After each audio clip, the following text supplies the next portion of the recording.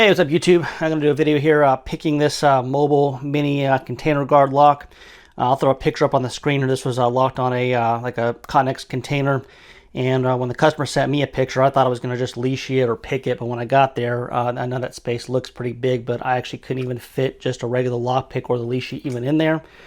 So fortunately the customer had a picture of his key, so I just cut the key from the picture and took the lock off, and they just let me keep the lock. They didn't want it anymore. And so also it wouldn't matter on the leashy anyway. This is an American lock keyway, but the American lock leashy isn't even close to fitting in there, and even an uncut American lock key won't even fit in there. So well, anyway, we'll go ahead and just single pin pick it with a just regular old lock pick here. Now this is very rakeable. There's no security pins in here, but nobody wants to see locks being raked, I don't think. So we'll go ahead and we'll try to single pin pick it here. And it is a 6-pin lock, and look at that, I already got it picked here. Dropped my tension wrench, but we did get it picked. So